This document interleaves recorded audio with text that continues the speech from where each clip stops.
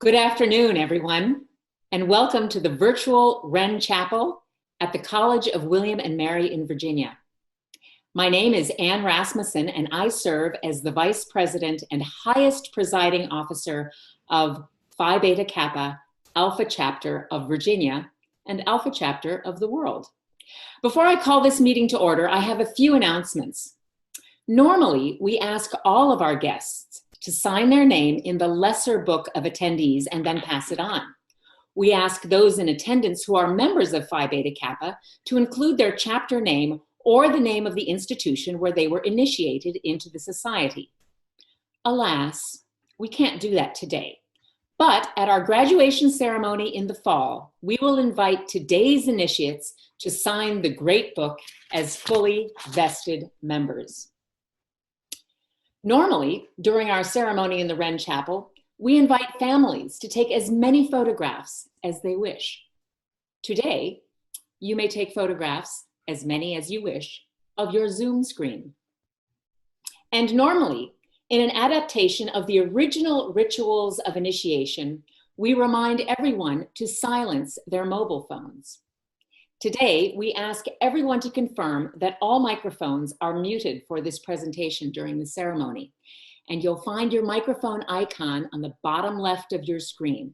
So make sure that's muted. I will also ask that those of you participating from home, our new initiates, to listen for a few moments when I ask for your full attention. At these times, you will be expected to respond to various oaths following my cues. Today, your classmate, Helen Gypsy Rowan McMillan, will represent the collective, but I would ask that you recite out loud with Ms. McMillan, with your microphones silenced, of course. We are honored and excited to have a number of special guests with us this evening. Among them, Dr. Catherine Rowe, President of the College of William and Mary in Virginia, and Dr. Fred Lawrence, Secretary and Chief Executive Officer of the National Organization of Phi Beta Kappa, an institution that you will not only know all about by the end of this ritual, but also one of which you will be a member. In addition, we welcome Dr. Kate Conley, Dean of Arts and Sciences at William and Mary Rector, John Littell, and several members of the Board of Visitors. Thank you all for joining us this afternoon. At least two more dignitaries merit recognition. Lynn Pascarella, President of the National Organization of Phi Beta Kappa and President of the Association of American Colleges and Universities, has served as our president for the past 4 years. Because Phi Beta Kappa was founded in times of war, it is written into our bylaws that the president and vice president live apart from one another. The vice president, me, resides in Williamsburg, while the president serves mostly in title from a remote location, but ready to sweep in at any moment and take over should I become incapacitated or worse. This arrangement has a rather chilling resonance today. So thank you again, Dr. Pascarella, for your service these past 4 years. It's my pleasure. Thank you. I would also like to welcome Linda Greenhouse, distinguished journalist and professor of law, who will assume the remote presidency of this Alpha Chapter of Virginia beginning in fall 2020. And I'll just also say a word that both Fred Lawrence and Lynn Pascarella have attended our initiation ceremony in the Wren Chapel during the past couple of years, and both of them has served as keynote speaker during our winter banquet. So that was a dress rehearsal for our Zoom show today. I now call the May 2nd, 2020 meeting of the Alpha Chapter of Virginia of Phi Beta Kappa to order. Ms. Vice President, 49 individuals who have been recommended and approved for admission to Phi Beta Kappa are at the virtual door. Let those individuals be escorted into our presence, and everyone take a few moments to absorb these faces as they appear on your screen. Welcome, everyone. Ms. Vice President, honored guests, I present these candidates for admission and course from the class of 2020. On behalf of these candidates, I present their address to the members of Phi Beta Kappa. Dearest friends, from a full conviction of the benefit arising from society in general, and particularly from one which we hope has friendship for its basis, benevolence and literature for its pillars, we are induced to accept of the invitation for admission into Phi Beta Kappa, and for the honor conferred on us by this invitation, we return you our most sincere thanks. Thank you. The initiation ceremony, which we enact twice a year, every fall and spring, has been adapted from the one used by the College of William and Mary in Virginia, founders of our society, and was likely also used at the earliest initiations held at Yale and Harvard universities. It has been further adapted for live virtual presentation today. As such, I encourage you to interpret it in the atmosphere of William and Mary of 1776, 244 years ago. Every few minutes, I will ask the initiates to please come to attention. This is the part of the ceremony in which you are to participate. However, this year, your classmate, Helen Gypsy Rowan McMillan, will be responding to these various responsorial parts of our initiation ceremony. So I now ask that the Spring 2020 respondent for the group, Helen Gypsy Rowan McMillan, respond to the following questions on behalf of her classmates. Friends, it was in consequence of our good opinion of you that we have admitted you thus far, and we hope you will render yourselves still more acceptable by answering in the affirmative to the following questions.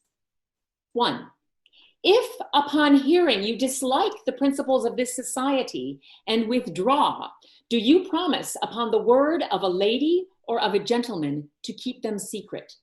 Please answer, we do. On behalf of the candidates, I respond, we do. 2, is it of your own free choice, unbiased by persuasion, that you become a member of this society? Please answer, it is. On behalf of the candidates, I respond, it is. 3, will you prove yourself a worthy member of it by being a friend to morality and literature? Please answer, we will. On behalf of the candidates, I respond, we will.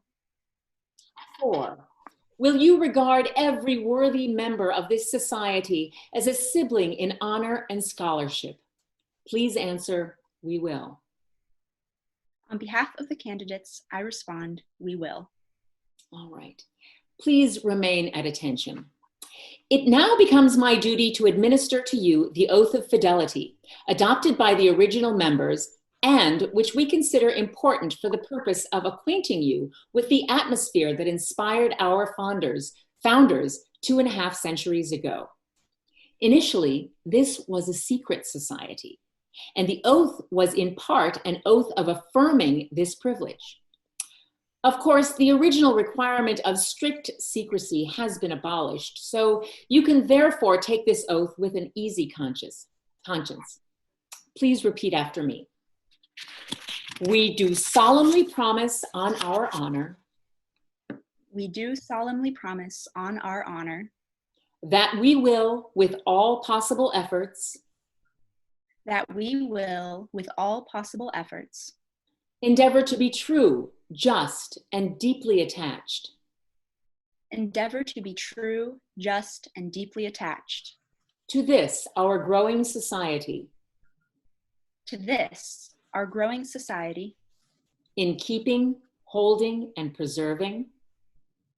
In keeping, holding, and preserving. All secrets that pertain to our duty. All secrets that pertain to our duty. for the promotion and advancement of its internal welfare. For the promotion and advancement of its internal welfare. The candidates may now relax. And now, members of Alpha Chapter leadership will offer a bit more information about the rich history of our organization and its traditions. It is my pleasure to introduce historian of the Phi Beta Kappa Alpha Chapter of Virginia, Professor Matthew Aller. It's my pleasure today to offer you a brief history of Phi Beta Kappa at the College of William and Mary in Virginia. Today, you join more than 500,000 members of Phi Beta Kappa from chapters at 290 universities. This initiation celebrates the 244th year of the nation's oldest and largest academic honor society, founded on December 5th, 1776, by 5 students here at William and Mary. It was the first society to have a Greek letter name, and in its early years, it introduced the essential characteristics of such societies: an oath of secrecy, discarded in 1831, a badge, mottos in Latin and Greek, a code of laws, and an initiation ritual. One of the main functions of the early Phi Beta Kappa society was, quote, jollity and mirth. But unlike earlier societies at the college, this one also had serious intellectual intent. The main business of the regular meetings was the holding of discussions and debates. Here, the students enjoyed a freedom of speech that under the scholastic laws of the time, they didn't enjoy in their college classes. With the protection of confidentiality, members felt free to take up any subject that interested them, no matter how controversial it might be. For example, while Jefferson, as governor, was advocating religious freedom and the separation of church and state, the Phi Beta Kappa members devoted one of their sessions to the advantages of an established church, and another to whether religion is necessary in government at all. The society was founded 5 months after the Declaration of Independence, and programs dealt with basic issues of the ongoing revolution. On one occasion, the question was whether commonwealths or monarchies are more subject to seditions and commotions. On contemporary problems, the agenda included the justice of African slavery. Is a standing army in peacetime a threat to civil liberties? And public versus private education. The original Phi Beta Kappa Society was active for only 4 years because the approach of the British Army under General Cornwallis forced the college to close.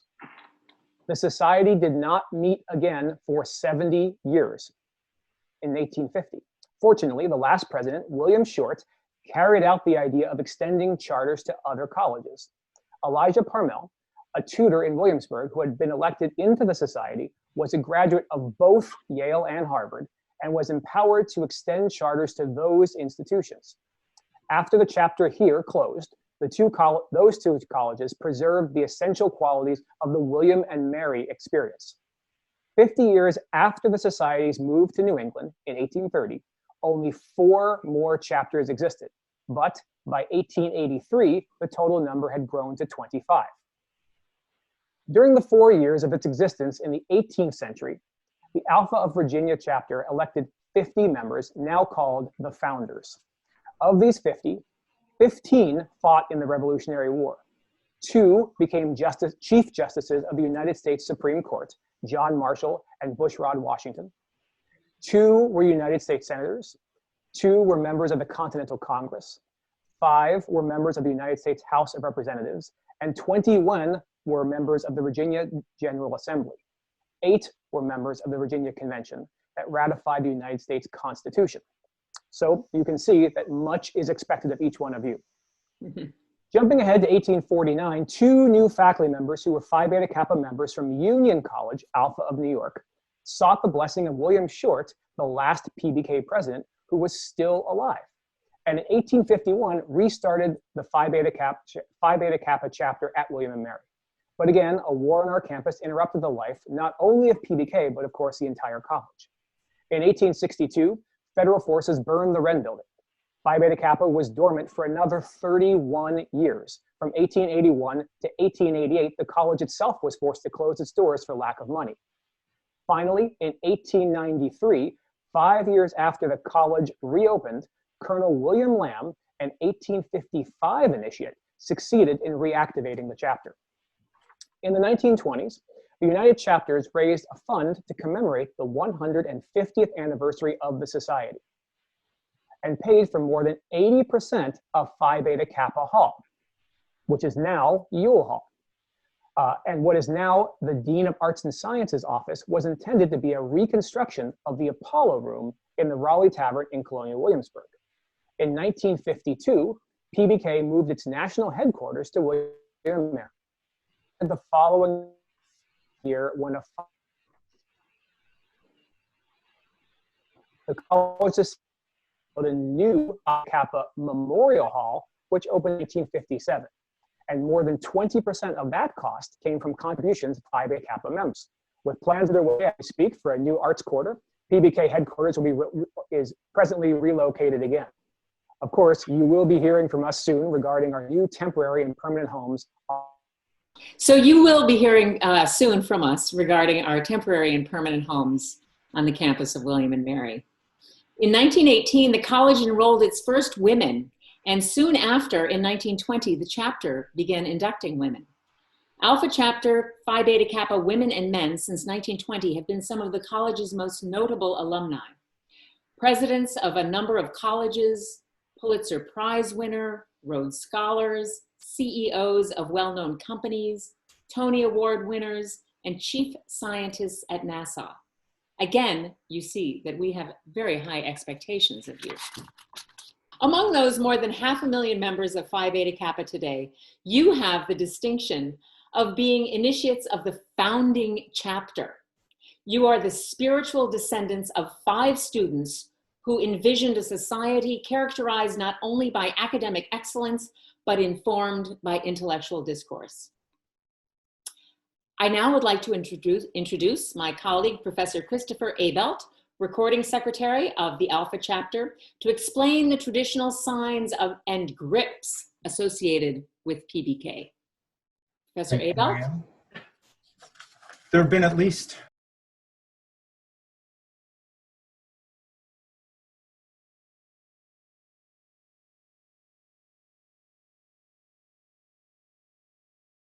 themselves and any foreign country or place, a salutation of the clasp of hands, together with an immediate stroke across the mouth with the back of the same hand, and return with hand used by the saluted should be established. A later recognition sign has had greater vogue. According to a report of 1831, the sign is given recognition signs and 3 grips of the right hand, vogue of Phi Beta so as to cover on May 3rd, 1777, and then by drawing them across that for the better distinction of the sign has become the traditional one for Phi Beta Kappa. A grip has been more commonly used than either of these signs. The earliest mention of one dates back to 1779. In 1831, when Avery Allen set out to expose the practices of secret societies, he stated that the grip of Phi Beta Kappa is like the common shaking of hands, only not interlocking the thumbs and at the same time gently pressing the wrists. Another grip was apparently used by Alpha of Connecticut and is described as follows. Each member grasps with the little and ring fingers and the thumb of the right hand the first 2 fingers of the other member's right hand. This grip may well have been introduced to William and Mary when the mother chapter again became active in 1851. Phi Beta Kappa lays little stress on such matters. Nevertheless, Alpha Virginia continues to hand on a grip, which has become one of its many traditions, and normally the chief guide and I would demonstrate the handshake. But today, we have a video for you by Emma Deduk, William and Mary graduating senior and fall 2019 initiate. She will demonstrate the grip with her mother, Amy McCormick Deduk, William and Mary Phi Beta Kappa, 1988. Hello, I'm Emma Deduk, a fellow senior and member of PBK since the fall. And I'm Amy McCormick Deduk. I am member of Phi Beta Kappa at William and Mary since the fall of 1988. And just in case someone hasn't shown you the secret handshake yet, we would like to demonstrate. Welcome to Phi Beta Kappa!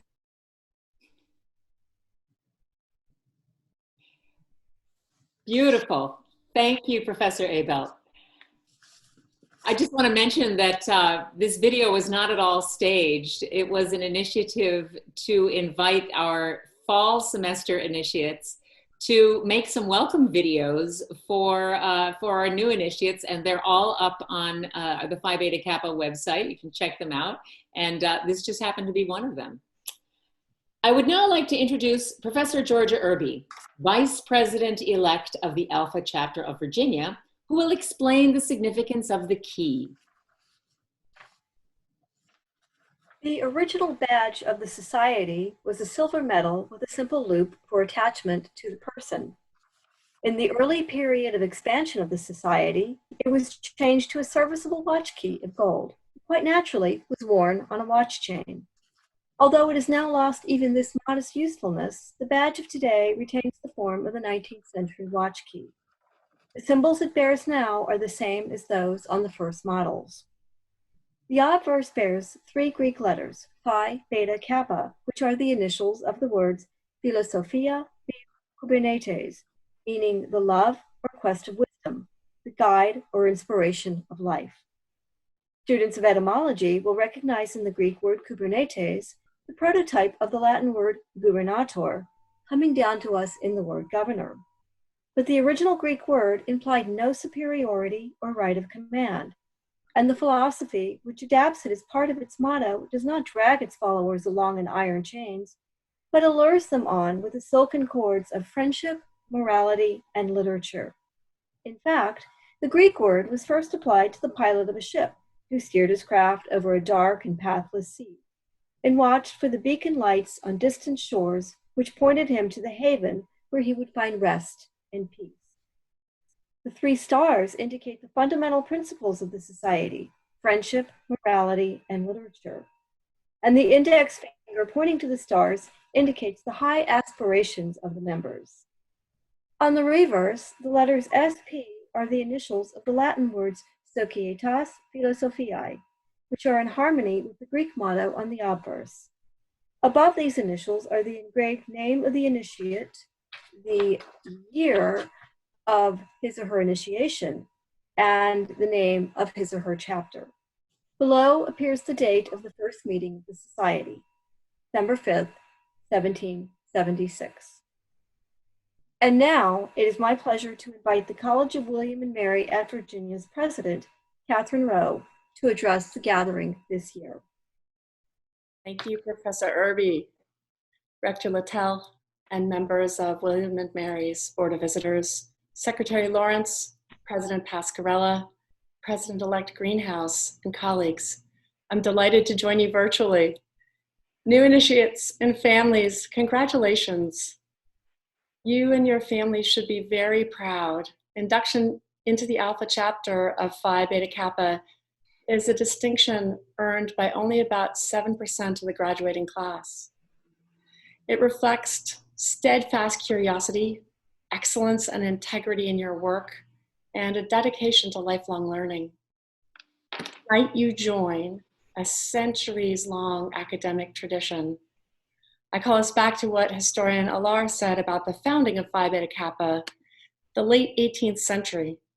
That was a period of intensely rapid adaptation and struggle and resilience. The Declaration of Independence claimed a commitment to the unalienable rights of life, liberty, and the pursuit of happiness. Yet the new nation's path forward was unclear. The writers did not realize what the government would look like, nor was the self-evident truth that all people are created equal realized. It was against this backdrop that 5 William and Mary students launched a society for debate and fellowship. I'm recalling us to this history because our nation and world have arrived at another moment of transformation. This spring, we witnessed incredible examples of adaptation at William and Mary. We moved more than 2,000 courses online. We discovered new ways to connect and to mark long-standing traditions such as tonight's initiation. I am so grateful to our students above all for your partnership and creativity in this difficult work. You are inspiring. This pandemic has also cast into relief so many inequities in health and security and resources. As we come together to combat this pandemic, there are difficult and urgent questions we must formulate answers to. We're called to service. What pragmatic solutions can we find to help those who are most vulnerable? And we're called to discovery. What paths of treatment and recovery can our scientists craft? At this moment, the values of inquiry, of debate, and reflection instantiated in PBK are critical to advancing healthy democracy in the 21st century. So, inductees, we are so glad to welcome you into this hallowed William and Mary tradition. We all will benefit from your commitment to scholarship and service, and especially in this time of self-quarantine, the jollity and mirth. So congratulations. Thank you so very much, President Rowe, and thank you for your leadership and your compassion, and through your weekly conversations, just for being one of us. Since spring break, it's been a very special time. Yeah, thank you. At this point in our ceremony, we would normally call the initiates to come forward one by one and accept their certificate of initiation and their Phi Beta Kappa key. Each new initiate would pose with the officiating party of PBK officers and with President Rowe for a picture. Today, we will present your pictures and names one by one. I ask for the full attention of all initiates, please. Maggie Elaine Ashmeyer. Jared Randolph Bergen. Virginia Grace Burns. Joel Stewart Calfee. John Patrick Palikta Canteros. Maxwell Mason Clow. Megan Nicole Gillen. Michael Anthony Giovanniello. Catherine Maxine Green. Samuel Locke Leveson. Carice Rachel Lee. Carolina Lopez Silva. Susanna K. Maesto. Gustavo Marcelac. Matthew Francis McEnany. Helen Gypsy Rowan McMillan. William Stewart Moore. Scott N. Murphy. Reed Nagurka. Roberta Polinetti Franco Neves. Tessa Elizabeth Payer. Abigail Margaret Peterson. Eleanor L. Pollard. Kristen Lynn Popham. Haley Joy Pregnell. James Constantine Pathasis. Peter Daniel Pasathis. Brooke Lokalani Reese. Elizabeth Rosen. Maria Evans Schwarz. William Jackson Shangraw. Molly Frances Schickman. Rebecca Ann Shkirov. Rebecca Marie Smiter. Jordan Daniel Smythe. Grace Elizabeth Solini. Shooting 10. Elizabeth Garrett Vanassi. Katie Wang. Theodore Lawrence Wansick, Madeline Elizabeth Waugh, Elizabeth Ann Weech, Angela Rose Granados West,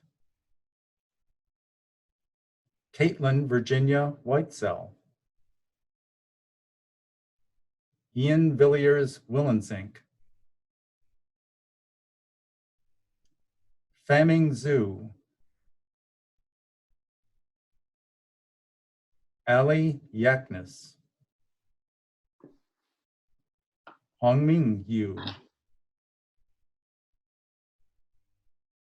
and Xingyu Zhang.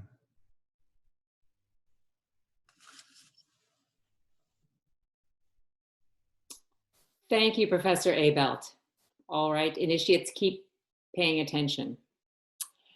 Fellow member of Phi Beta Kappa, I take great pleasure and celebratory pride in being able to address you by this tender appellation. Such have been the mutual joys ever distributed among the members of Phi Beta Kappa. This society was founded by a few friends for the purpose of promoting social growth and collegial interaction. At first, it was confined to a small number of worthy students. They planted the seed from which has grown this tree with the blossoms of harmony and concord. It was crafted on the stock of friendship, in the soil of virtue enriched by literature. Cherishing and fortifying these ideals has been the constant care of those members who have succeeded, to which end they have ever kept in view the design of its worthy founders who adopted this friendly communion as a recreation to the philosophic mind, satiate with investigating the various springs of human nature and human actions. Now and then you may on occasion disengage yourself from scholastic rigors and communicate without reserve whatever reflections you may have made upon various objects, remembering that everything transacted among us is transacted sub rosa, and detested is the person who discloses it. Here too, you are to indulge in matters of speculation, that freedom of inquiry which ever dispels the clouds of falsehood by the radiant sunshine of truth. Here you are to look for a sincere friend, and here you are to become the newest extent of our great society. You may relax. A representative from among our student members, Helen Gypsy Rowan McMillan, will now respond on behalf of our new initiates. Gypsy? So hello, everyone. First off, I'd like to say thank you for this opportunity. It's a great honor to speak in front of all of you this evening. And especially as someone who came from community college, it means a lot to be inducted into PBK. So in the past, occupying the same role as I do today, students have given eloquent and passionate responses defending the value of the liberal arts education and all it stands for. During my time at the College of William & Mary in Virginia, with the guidance and support of the amazing faculty I have studied with, such as Professors Rasmussen, Amaral, Wright, and Sayek, I too have fallen in love with the ways in which my education has shaped who I am, how I view my position in the world, and how to critically engage with each situation I am presented with. However, today, my remarks do not center on specifically addressing why the liberal arts are valuable.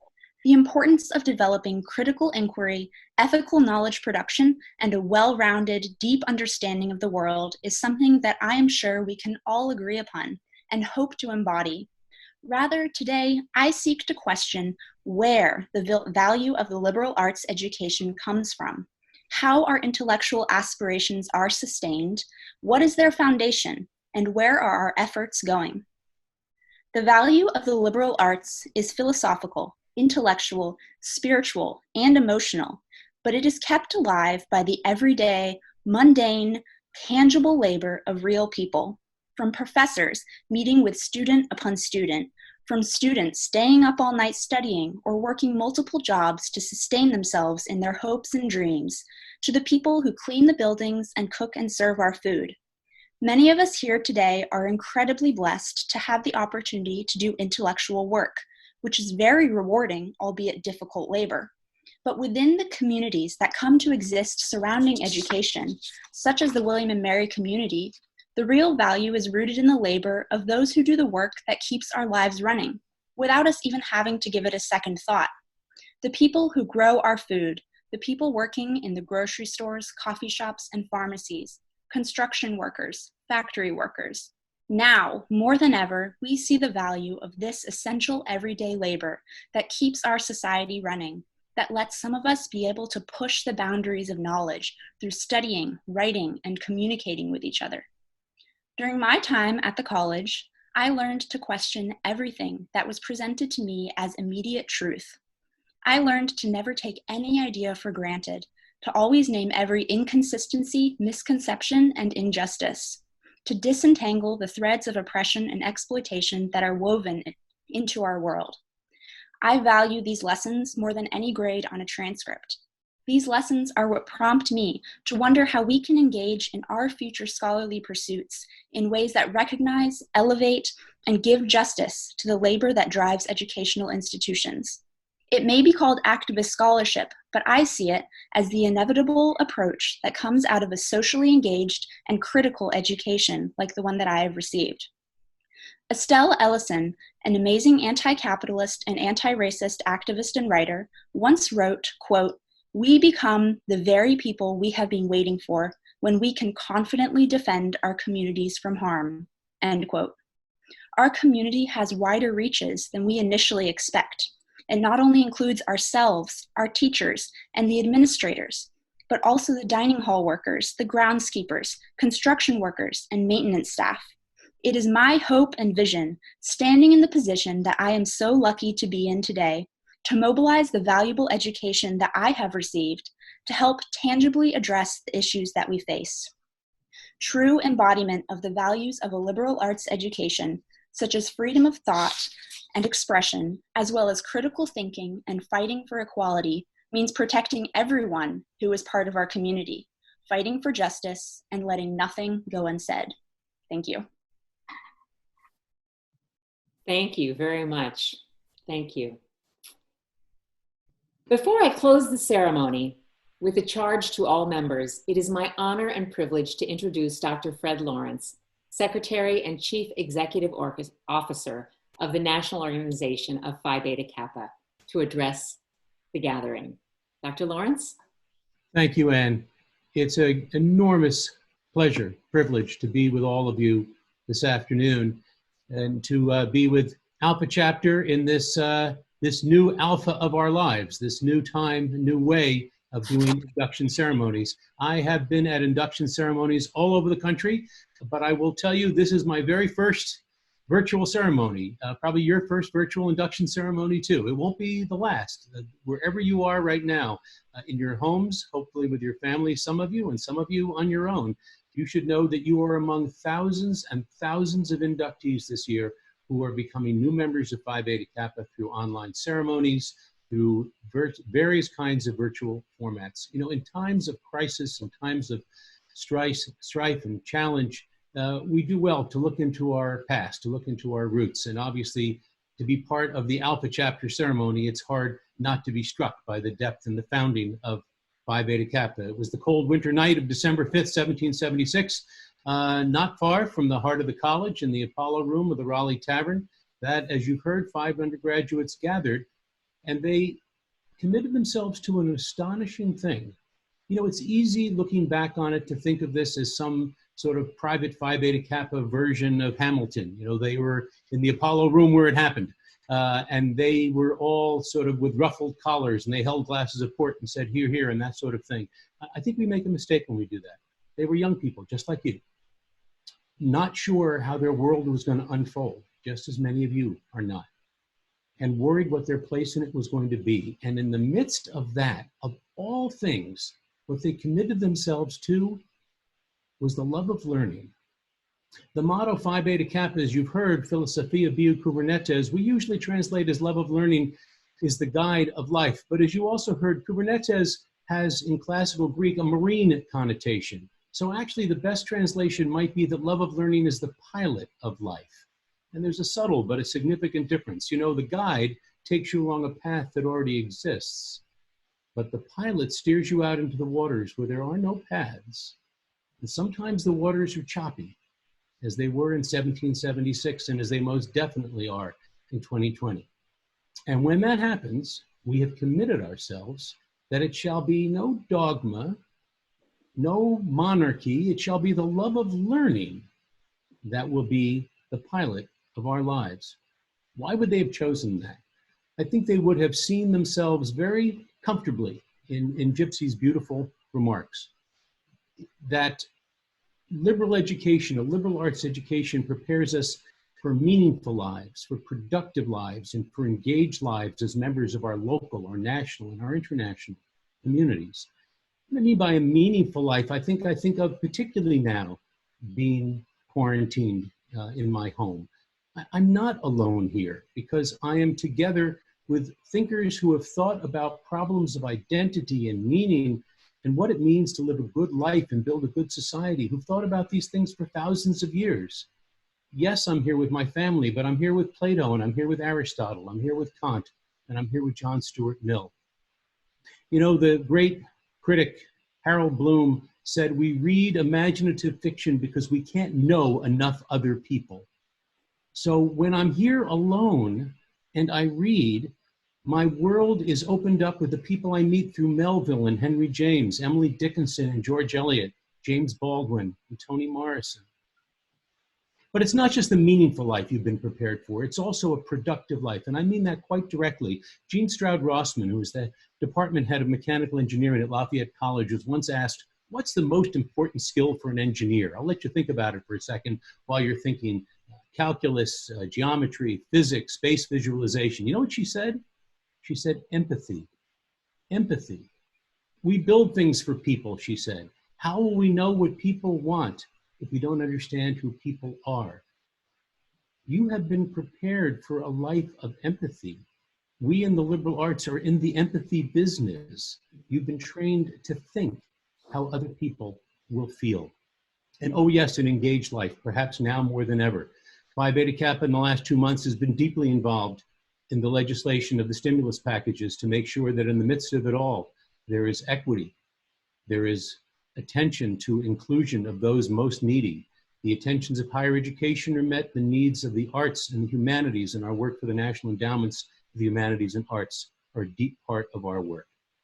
So what started in Williamsburg with 5 members in one school has grown into over 500,000 members at 290 chapters and nearly 50 alumni associations. Think of the family you now join. 17 American presidents, 41 Supreme Court justices, over 140 Nobel laureates. But you know what? That's not the people I'm thinking about today. Our members include countless frontline workers who have played an important role and will continue to in the times that we are facing. They are the caregivers. They are the researchers desperately searching for clues and understandings and cures. And yes, they are the policymakers trying to figure out how do we build a better and more inclusive and more just society, not in spite of the time we are living through, but precisely because of the time we are living through. This fall, we will once again have our Key Connections events all over the country. I don't know if they will be in person or they will be virtual, probably a little of both. And frankly, if they are virtual, that might be even better for many of you. Wherever you are, go to pbk.org, look for the Key Connections information and find out how to get involved with the local Phi Beta Kappa alumni associations. I dare say the need for personal and professional networking has never been greater. We are a Phi Beta Kappa family that started 244 years ago, and you are now part of it. So, you know, I think I know what John Heath and the other 4 founders on that cold winter night, if they knew where we were now, I think I know what they would say to you all. And it's how I will conclude my remarks to you all. Welcome to Phi Beta Kappa. The work ahead of us is great, and you have arrived just in time. Congratulations. Thank you, Dr. Lawrence. Thank you very much. It's such a pleasure to hear you speak, and it is such a pleasure to have you know, the two heavy hitters that I admire the most as our special speakers, and the brilliant comments of Gypsy as a part of this tried and true, very old ritual of William and Mary. We really appreciate your being here, and you're here because of Zoom. I mean, you've gotten in the car and you've driven down here from the north, but how lovely to get your response to my email, and in less than a minute, really. That of everyone from the national office. So thank you so much. Thank you. Pleasure to be with you. Yeah. All right. Dearest friends, I hope that you all at this moment experience in yourself the heartfelt satisfaction which I do at our valuable acquisition. Friendship herself, pleased with her success, now smiles at this addition to our society. Let it be our joint care to extend the friendship which has ever been exercised by this society to those newly elected members, that they may thereby become veterans in her service. Let us consider that these are no longer the strangers whom we have hitherto seen. They are our siblings, members of the Phi Beta Kappa, in which character I am inexpressibly happy to introduce them to you. Let us welcome them. And please, everybody, show your applause with the American Sign Language gesture. Woohoo! All right. The initiation of our newest members is now complete. Normally, I would ask each of our members to come up to the front of the Wren Chapel and to sign the Great Book. Then I would invite the initiates and their family to the sunken garden on this beautiful day and join us for a celebratory reception. We would present honorary memberships, and we would present our Lifelong Learner Awards to both an individual and an organization within the community. We would also normally host a tour of the Apollo Room, which at this moment is inexistent due to the renovation of Phi Beta Kappa Hall. We hope to reclaim the Apollo Room that was originally reconstructed on this campus in the original Phi Beta Kappa Hall, now Ewell Hall, just kitty corner to the Wren building. But our time and our minds have been occupied with other matters this semester. We look forward to the celebration of our 250th anniversary, the 250th anniversary of the founding of Phi Beta Kappa in 2026, and ask all key holders and their families to stay tuned for what we expect will be an unprecedented year of jollity, mirth, and the free exchange of ideas. This year, I will reiterate our congratulations to you and your families for your accomplishments, and on behalf of all key holders at William and Mary, we wish you the very best for the last days of the semester. We look forward to meeting again in person at our graduation celebration reunion in October 2020. Stay tuned, and thank you all for participating in Phi Beta Kappa's first virtual initiation ceremony. Go PBK!